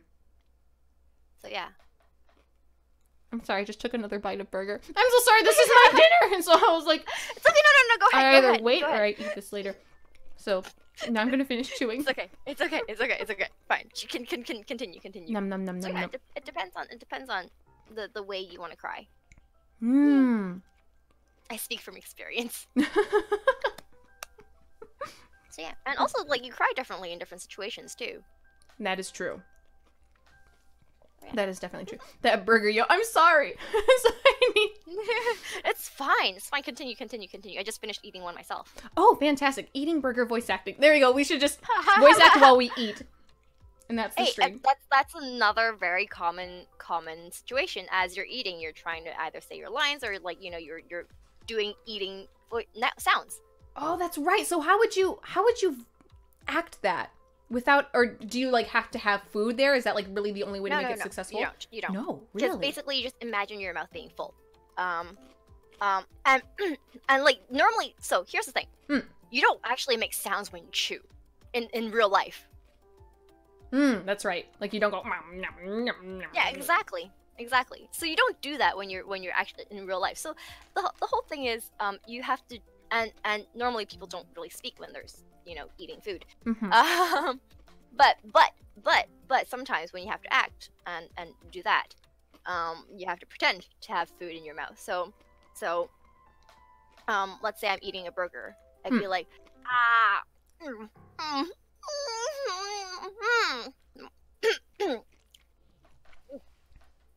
So yeah. Whoa. So that's me being happy about the taste of the burger and then just swallowing it. And then or like if you're trying to talk to somebody, you bite into it and somebody talks to you and you go, oh.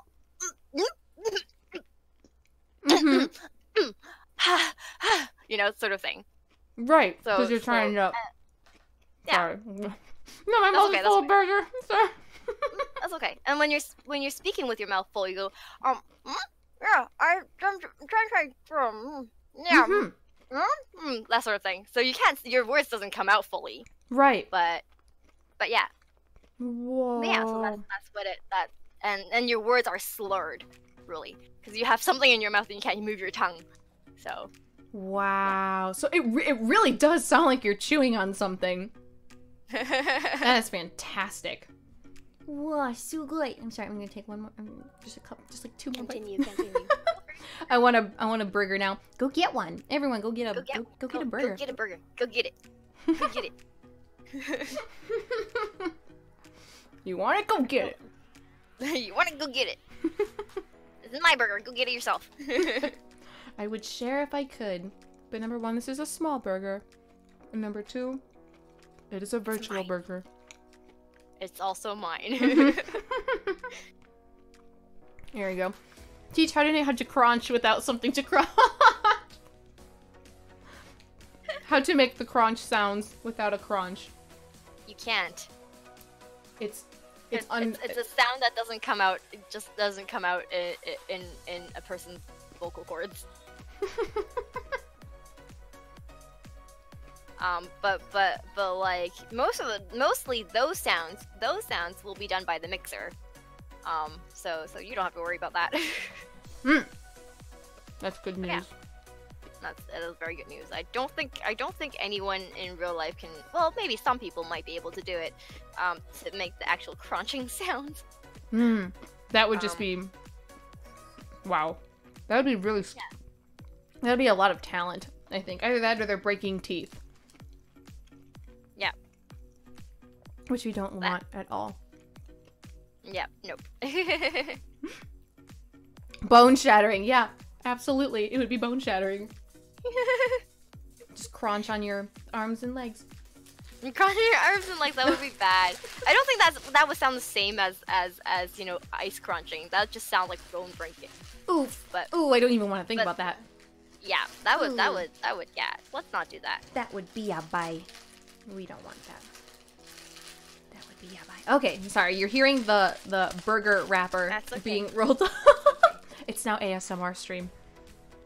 Burger eating stream. Yes. Okay. A burger eating stream. That could be. I could do that. I wouldn't mind that. Just eat yummy burgers, but then you have to be careful with how much. But anyway, so what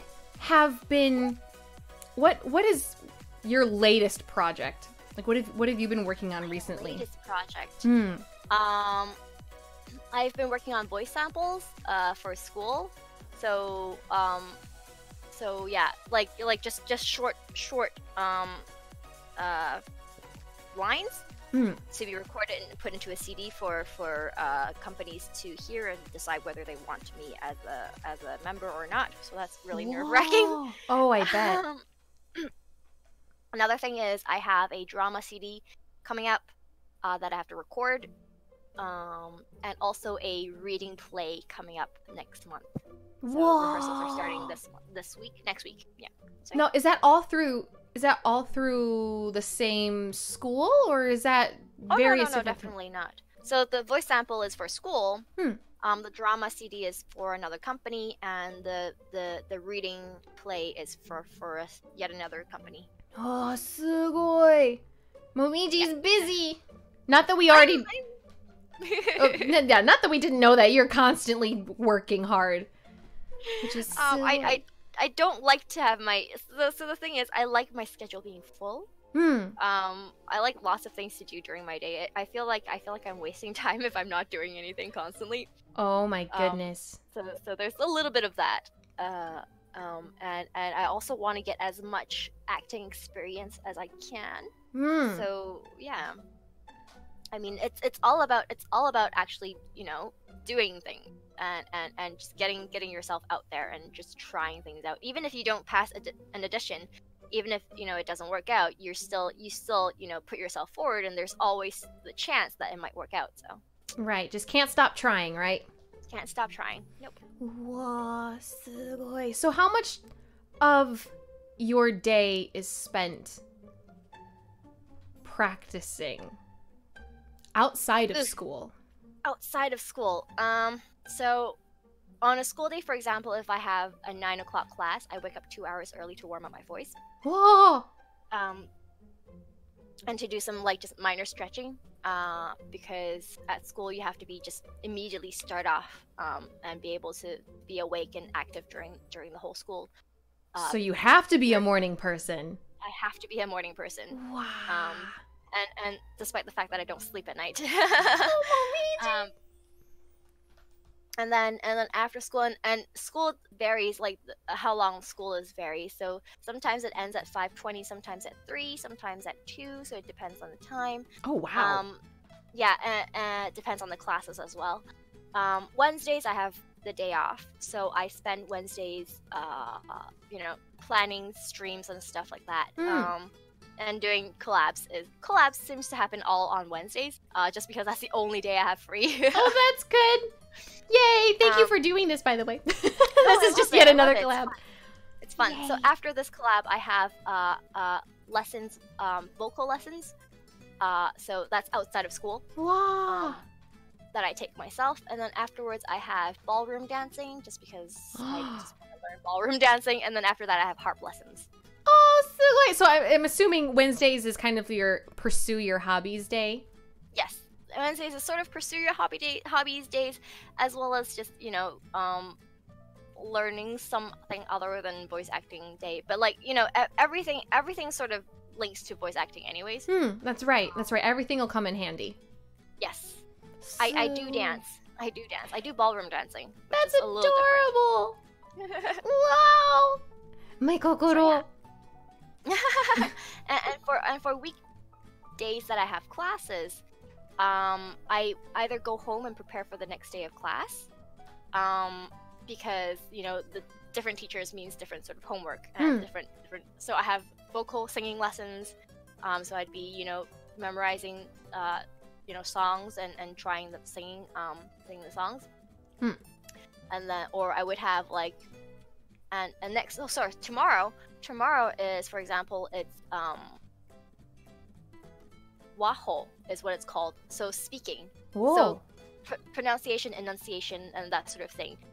So there's, and then the teacher gave us scripts to like announcer scripts so that we can, you know, practice those. So those I have to practice tomorrow, and then I have on Friday I have like an actual acting class, and the teacher is super strict, so I have to memorize my lines before Friday. Wow.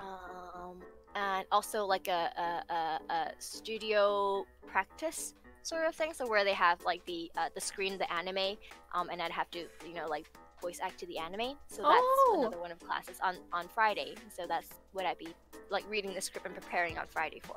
So, oh my goodness. So there's so many different things to prepare for, in just in terms of like how to prepare for voice acting, or whether it's stage acting, and then all the different things like you said in the beginning of the stream, like all of the stretching and the muscle like exercises that you have to do. I would have never expected that. That is both incredible and slightly terrifying because to think that that's that's how far you have to go. It really is a mind, wow, English, mind, body, and spirit sort of thing, isn't it? Yeah, it's not a job that you don't do unless you really love it. Oh, for sure. That, yeah, because if you don't, that affects your, that affects the quality of your performance. It does. It does. Wow, すごい. Well, to round things out, because we've got about 15 minutes left here. Yeah. And then we'll let you pursue the rest of your day because you are incredibly That's okay. I still driven. have a little time before I have to leave. I don't have a life. Never mind. I love it. But if it extends, I'm perfectly fine with that. Oh, okay, anyway, fantastic. But you had sent me a link earlier, didn't you? Yes, I did indeed, and it's a short play with 3 characters, so one of us will have to play 2, depending on. How about we let chat decide? Chat, would you like Momiji or myself to voice 2 characters? And don't worry, like, we're not gonna think of this as like a popularity contest, right? We're not gonna be like, oh, I'm offended. Oh, Dante101 the devil. Dante101 devil, thank you so much for the follow. Welcome to the kingdom of Crunch. Crunch. Both? Both. Honestly, this is why Momiji doesn't have time for memes. Someone says Momiji. Someone says let Harune voice 2 for a challenge. Sounds like she's already doing enough work, so you. Unless we want to toss you to the pits. Both, then Harune. Both is good. Both is good. I don't know how that would work. Well, we'll do it 2 times then. And we'll switch characters as we go. Okay. So, I'll play. So there's 3 characters. There's Bob. And how good are you at voicing a male? I will just do the best I can. That's all I can say. It's fine. It's fine. It doesn't really matter. There's the Black Widow and there's the Bible Girl, and the Bible Girl has the least lines. So it's fine. So Bob and Bible Girl will probably be done together, and then Black Widow is gonna be on a separate character. So do you want to try Black Widow first?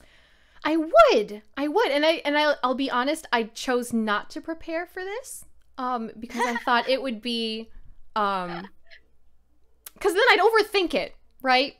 Because I was thinking ahead of time. I was like, maybe I should prepare, but then I was like, if I do, I'll treat this like I'm practicing piano, and it'll be something that I have to like calculate every single vocal inflection. And I was like, that's not what this should be about, right? So I was like, well, we'll just wing it.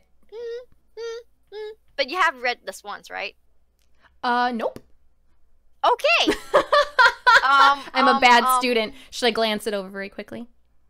Please do quickly glance over it and see how, at the very least, get what the character is about. That would help in what you're trying to act. There we go. See, now I realize after we've had this whole stream that, like, wow, I really should have prepared ahead of time.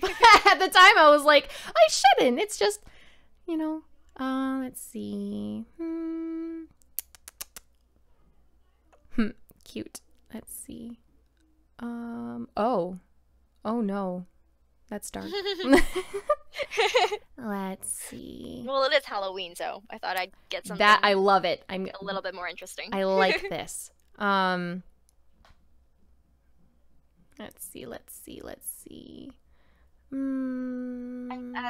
Harune is reading over it, let me explain very quickly what the story is. It's called The Kingdom of the Spider. Is it The Kingdom of the Spider?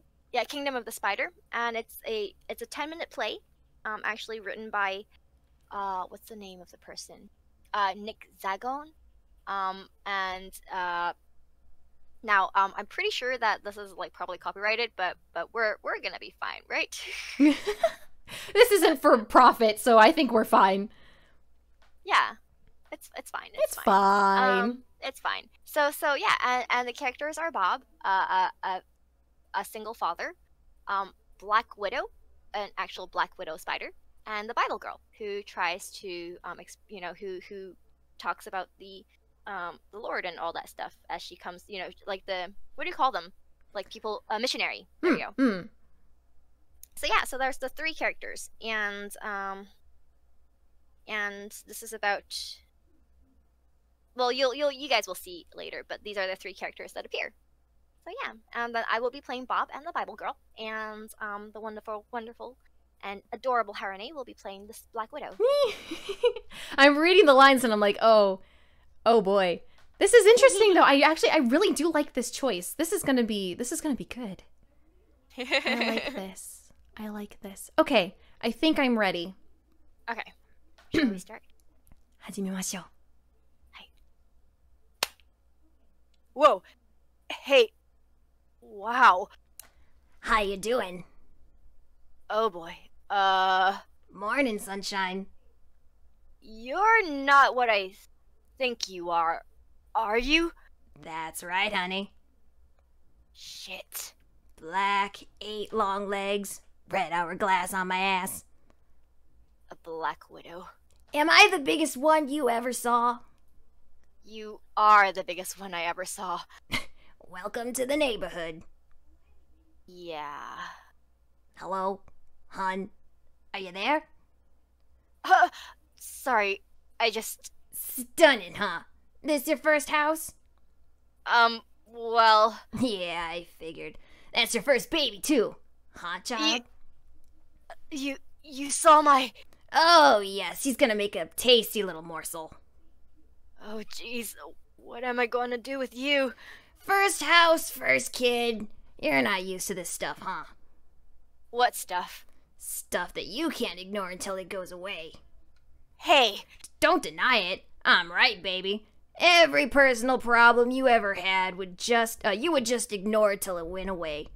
Can't do that now, man. You got a kid, a house. Problems like me can't be ignored.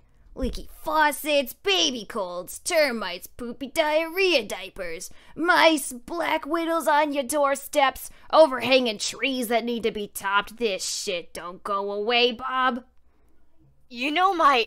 Yes, I know your name. Look, I'm not really a day arachnid, okay? Sun's coming up, so I'm just gonna turn in. Wait, you're going away? You're going to hide? I'm gonna have a little beauty rest, unless that baby of yours comes by and disturbs me, which he might. Babies love to stick their fingers into little crevices where they don't belong. You have baby-proofed your house, right, Bob? Well, I'm... Plugged up all your unused outlets. I was just... You can't ignore this stuff, Bob. Look, buying plastic doohickeys for outlets I can do. I just have a problem with... Bugs. No, just killing bugs. Killing things. Anything. I'm not good at all. I'm not good at killing animals. I'm a vegetarian. Well, good. We got a nice relationship then here. I'm pregnant, so Congratulations. Well, bless your heart, thank you. I'm gonna be having a mess of little kids on your doorstep, so I hope you don't mind. Now tell your baby there, what's his name? Isaac. Now tell Isaac when he sneaks out here again not to disturb us now, cuz... He was... Yeah, he crawls out here all the time when you don't latch the door. What? Now, tell him that we bite, and he can be very dangerous to a little... Do the babies bite? Shit, what am I saying? I think the previous owners left a fly swatter. Oh, forget it, Bob. I'll be gone before you get back, hun. Now let me tell you what my bite does, so if you see any of the symptoms on little Isaac there, you'll know. Wait! My venom travels through the bloodstream rapidly and acts on the nervous system. Alright. Causing varying degrees of pain, mostly in the abdomen and back. Cramping and rigidity occur in the muscles. I was always told that if you leave a spider alone, they won't bite you. They won't bug you. You are right, Bob. But your son ain't gonna leave me alone. And you obviously can't keep a trained eye on the little tyke. Now, other symptoms include nausea, profuse perspiration, and tremors. Why won't you just go away? Oh, okay, I'll pack my pregnant ass up and find a place at the neighbors. Come on. What if I play loud music or... Bugs don't have ears, Bob. Finally, if left untreated, there's labored breathing, fever, and certain death for the little guy like your son. Now listen here. You gonna kill me, Bob? It would be good for you, I suppose. It would be the first kill on a long, slow road of death and destruction. First me, then the cockroach in the kitchen, the rat in the attic, the mice in the garden, the termites, the kids, goldfish and hamsters and snakes, putting to sleep Isaac's dogs and cats. A house and family is just one long series of funerals, really. You could start with me. I suppose one quick kick with your foot when I'm not looking. I think I'm going to wait until Catherine gets home. Your wife? Come on, Bob. Doesn't she do enough? Bring home the bacon and all. My ass is in your court. This is your job. I'm on your castle, Bob.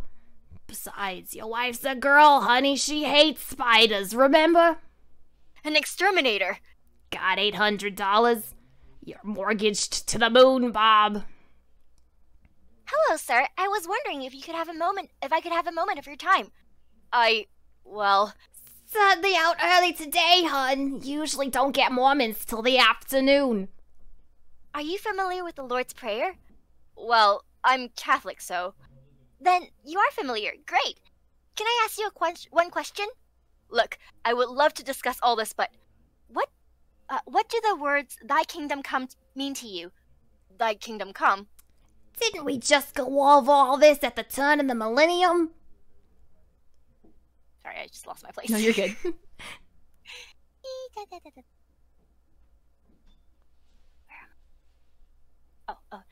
Thy kingdom come.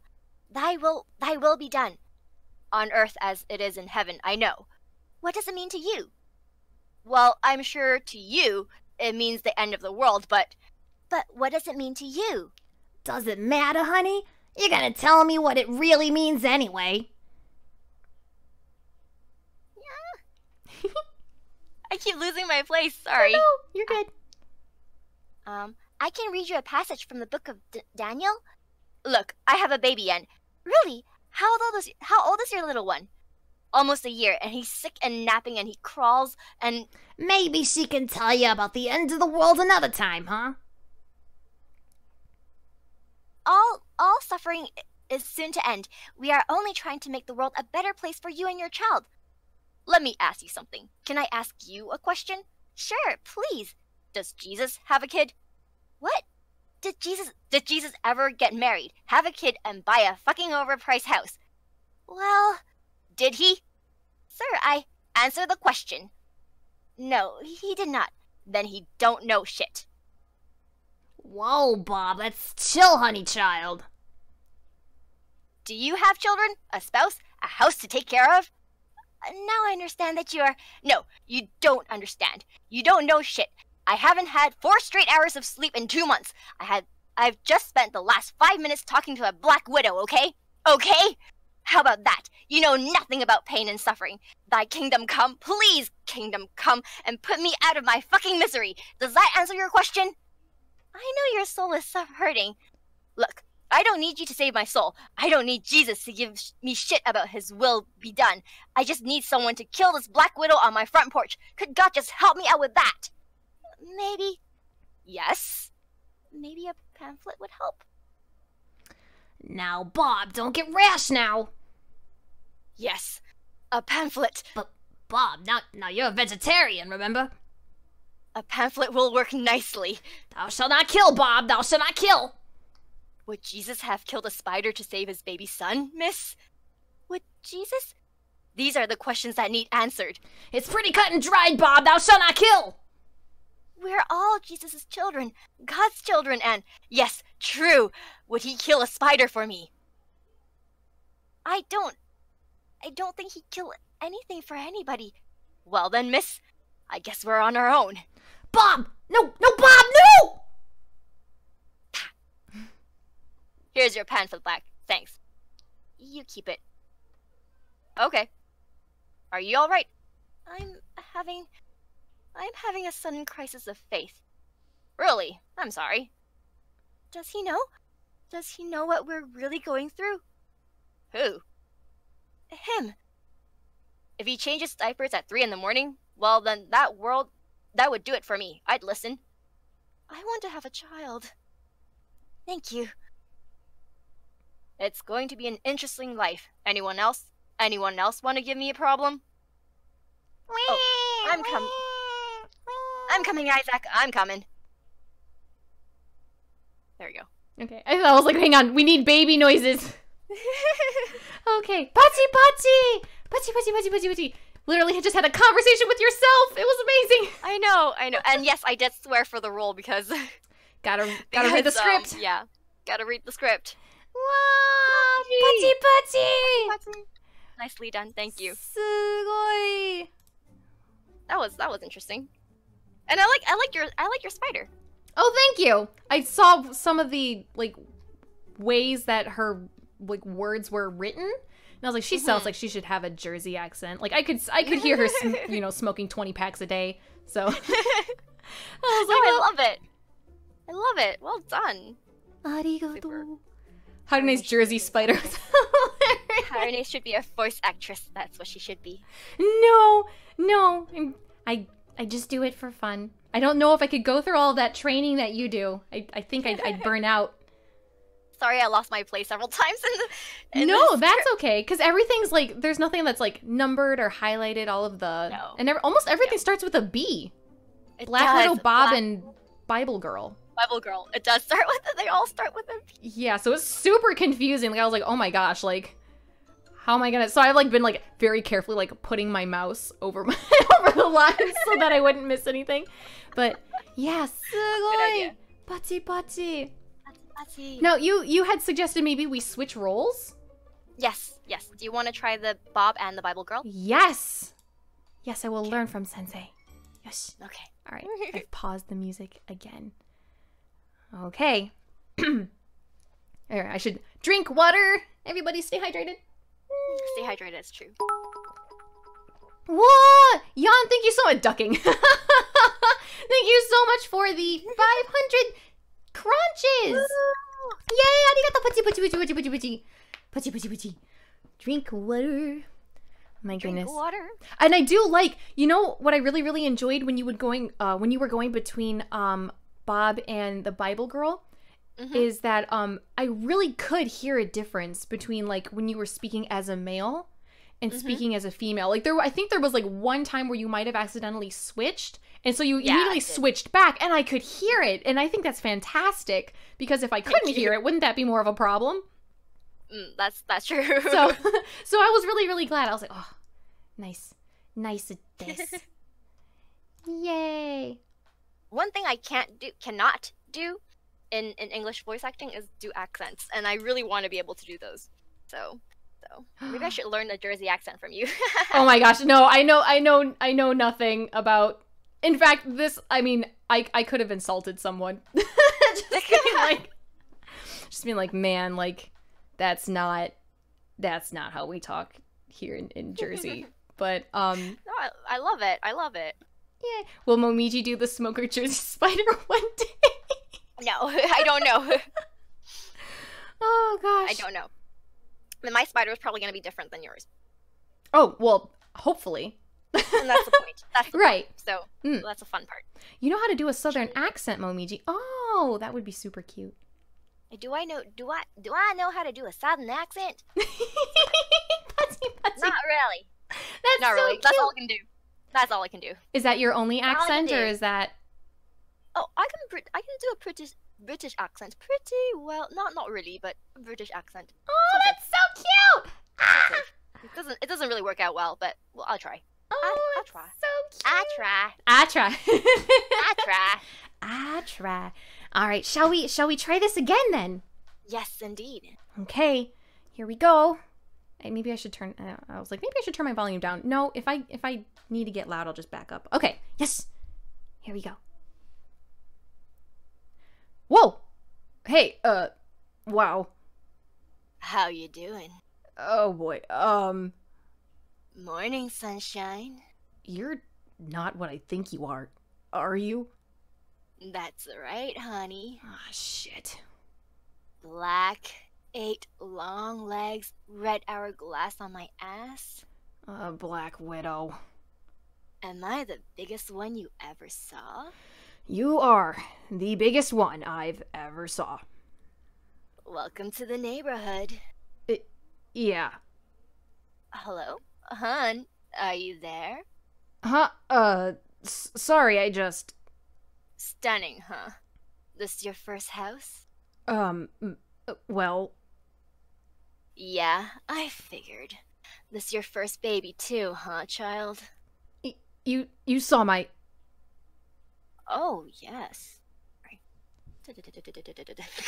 Oh, yes. I know, I'm sorry. Oh, yes. He's gonna be a tasty little morsel. Oh, jeez. What am I gonna do with you? First house, first kid. You're not used to this stuff, huh? What stuff? Stuff you can't ignore until it goes away. Hey! Don't deny it. I'm right, baby. Every personal problem you've ever had, you would just ignore till it went away. Can't do that now, man. You got a kid, a house. Problem like me can't be ignored. Leaky faucets, baby colds, termites, poopy diarrhea diapers, mice, black widow on your doorsteps, overhanging trees that need to be topped. This shit doesn't go away, Bob. You know my... Yes, I know your name. Look, I'm not really a day arachnid, okay? Sun's coming up, so I'm just gonna turn in. Wait! You're going away? You're going to hide? I'm gonna have a little beauty rest, unless that baby of yours come by and disturbs me. Which he might. Babies love to stick their little fingers into little crevices where they don't belong. You have baby-proofed your house, right, Bob? Well, I... Plugged up all your unused outlets. I was just... You can't ignore this stuff, Bob. Look, buying plastic doohickeys for the outlets I can do. I just have a problem with... Bugs? No! Just killing bugs. Killing things. Anything. I'm not good at killing animals. I'm a vegetarian. Well, good. We have a nice relationship then here. I'm pregnant, so Here, I'm gonna say thank you for the follow. Enemy 10, thank you so much! Or Enemy Clan, sorry. Thank you so much for the follow! Okay, now we're back. Congratulations. Well, bless your heart, thank you. I'm gonna be having a mess of little kids on your doorstep, so I hope you don't mind. Now, tell your baby there, what's his name? Isaac. Now tell Isaac when he sneaks out here again, not to disturb us now, 'cause... He was... Yeah, he crawls out here all the time when you don't latch the door. What? Now, tell him that we bite, and it can be very dangerous for a little... Do the babies bite? Shit, what am I saying? I think the previous owners left a fly swatter. Oh, forget it, Bob. I'll be gone before you get back, hun. Now, let me tell you what my bite does. So if you see any of the symptoms on little Isaac there, you'll know. Wait. My venom travels through the bloodstream rapidly and acts on the nervous system. All right. Causing varying degrees of pain, mostly in the abdomen and back. Cramping and rigidity occurs in the muscles. I was always told that if you leave a spider alone, they won't bug you. You're right, Bob. But your son ain't gonna leave me alone.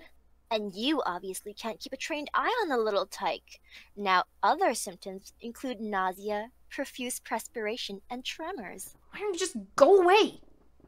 Oh, okay. I'll just pack my pregnant ass up and find a place at the neighbors. Come on. What if I play loud music? Or... Bugs don't have ears, Bob. Finally, if left untreated, there's labored breathing, fevered, and certain death for your little guy, like your son. For a little guy like your son. Now, listen here. You gonna kill me, Bob? That would be good for you, I suppose. It would be the first in a long, slow road of death and destruction. First me, then the cockroach at the kitchen, the rat in the attic, the mice in the kitchen, the termites, the kids' goldfish and hamsters and snakes, putting to sleep Isaac's dogs and cats. A house and family is just one long series of funerals, really. You could start with me, I suppose. One quick kick with your foot when I'm not looking. I think I'm gonna wait until Catherine gets home. Your wife? Come on, Bob. Doesn't she do enough? Bring home the bacon and all. My ass is in your court. It's your job. I'm on your castle, Bob. Besides, your wife's a girl. Honestly, she hates spiders, remember? An exterminator. Got 800? You're mortgaged to the moon, Bob. Hello, sir. I was wondering if I could have a moment of your time? Well... Certainly out early today, hun. I usually don't get Mormons till the afternoon. Are you familiar with the Lord's Prayer? Well, I'm Catholic, so... Then you are familiar. Great. Can I ask you one question? Look, I would love to discuss all this with you, but what do the words, thy kingdom come, mean to you? Thy kingdom come? Didn't we just go over all this at the turn of the millennium? Thy kingdom come, thy will be done, on earth as it is in heaven, I know. What does it mean to you? Well, I'm sure to you it means the end of the world, but what does it mean to you? Doesn't matter, honey. You're gonna tell me what it really means anyway. Can I read you a passage from the book of Daniel? Look, I have a baby and... Oh, really? How old is your little one? Almost a year, and he's sick and napping, and he crawls, and... Maybe she can tell you about the end of the world another time, huh? All suffering is soon to end. We are only trying to make the world a better place for you and your child. Let me ask you something. Can I ask you a question? Sure, please. Did Jesus have a kid? What? Did Jesus ever get married, have a kid, and buy a fucking overpriced house? Well, did he? Sir, answer the question. No, he did not. Then he doesn't know shit. Whoa, Bob. Let's chill, honey child. Do you have children? A spouse? A house to take care of? Now I understand that you are... No, you don't understand. You don't know shit. I haven't had 4 straight hours of sleep in 2 months. I just spent the last 5 minutes talking to a black widow, okay? Okay? How about that? You know, nothing but pain and suffering. Oh, you know, nothing but pain and suffering. Thy kingdom come? Please, kingdom come and put me out of my fucking misery. Does that answer your question? I know your soul is hurting. Look, I don't need you to save my soul, and I don't need Jesus to give me shit over his will be done. I just need someone to kill this black widow on my front porch. Could God just help me out with that? Maybe... Yes? Maybe a pamphlet would help. Now, Bob, don't get rash now. Yeah, a pamphlet. Bob, now you're a vegetarian, remember? A pamphlet will work nicely. Thou shalt not kill, Bob. Thou shalt not kill. Would Jesus have killed a spider to save his baby son? Miss, would Jesus... These are the questions that need answered. It's pretty cut and dry, Bob. Thou shalt not kill. We are all Jesus' children, God's children, and... Yes, true. Would he kill a spider for me? I don't think he'd kill anything for anybody. Well then, miss, I guess we're on our own. Bob! No, Bob! No! Squish. Here's your pamphlet back. Thanks. You keep it. Okay. Are you all right? I'm having a sudden crisis of faith. Really? I'm sorry. Does he know? Does he know what we really go through? Who? Him. Well, if he changes diapers at 3 a.m, well then, that would do it for me. I'd listen. I want to have a child. Thank you. It's gonna be an interesting life. Anything else? Anything else want to give me a problem? I'm coming, Isaac. I'm coming. Whoa! Putty, putty, putty! Totally not expecting that sort of accent or that sort of, like, you know, what's the word? Execution for the spider! Totally different. I love that. I love when stuff like that happens. Yay! Putty, putty, putty! Oh, I need to go see a chiropractor. Hang on. Whoop. Apparently someone didn't like me trying to be sexy. No, really? Where? No! If they're not... Oh, Momiji. I don't like Momiji explaining the symptoms of spider bites to me sexually. I'm sure for a lot of people that's the preferred method, so maybe it's okay. I thought it was wonderful. Thank you. Patsy. Nah, it was good. I'm just playing. Oh, okay. Oh, okay. Your hype man loved it. Wow. Wow. Thank you. Yay. Thank you.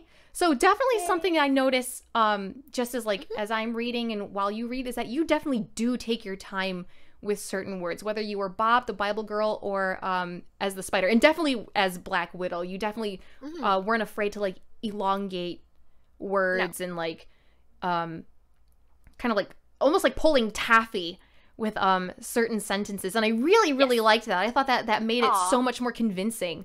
And that's it gives a different, like, it changes the pace of the story as it goes, with you know, longer words and stuff. And also, you know, when you're normally speaking as a person, you don't, you know, speak at the same pace for every word as either. So it makes it seem more natural. At least that's what I think. Yes, definitely, for sure. And that really made it like much more immersive. Like you definitely like drew me in with Black Widow. So it was wonderful. I think you did really well with Bob and the Bible girl as well.